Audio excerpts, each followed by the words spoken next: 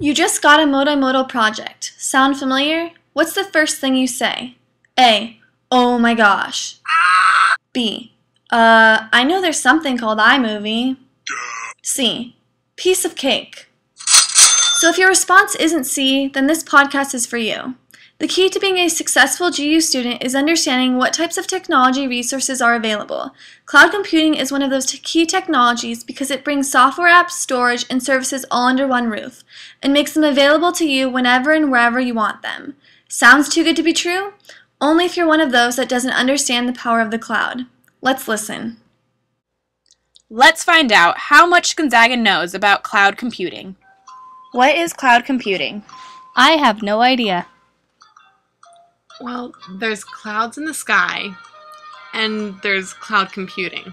So maybe that's like they store information in the computers, but it's like not in the computers, it's in the sky. No, Gonzaga, just because it's called cloud computing does not mean it's in the sky. The majority of GU students don't really understand how the cloud works, nor the benefits it brings. This is a serious problem for our university because students need to be educated about the IT resources available to them, whether it's the audio editing equipment at Foley, Blackboard information, or access to file storage or software applications. The cloud is one of those IT tools that simply makes the job easier for students and more cost-effective for the university.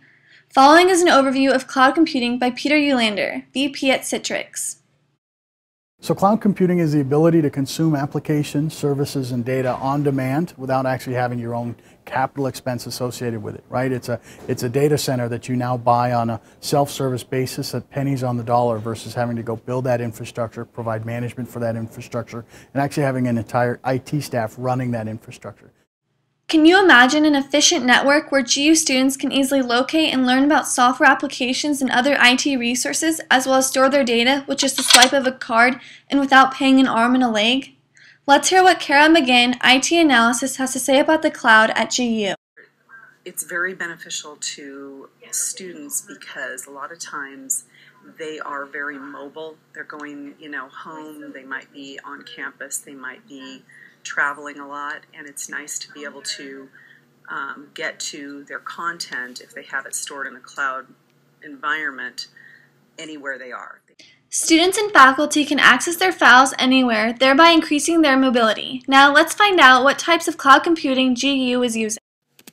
So our cloud that we're going to be using for Gonzaga University is through Office 365, and that is giving students and staff and faculty collaboration websites that they can go in and upload their files, but then also have discussion boards and be able to use it for tasks.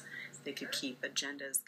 Imagine the feeling of relief a busy college student will have once he or she understands how technology can facilitate their success with projects such as making podcasts or videos, or working collaboratively on projects while being physically located in different locations. It all starts with the IT department educating students about key technologies and resources, namely cloud services, as well as the benefits these technologies can offer. Think about it. Don't you want that next project to be a piece of cake instead of a walk through a landmine? Remember, go Zags!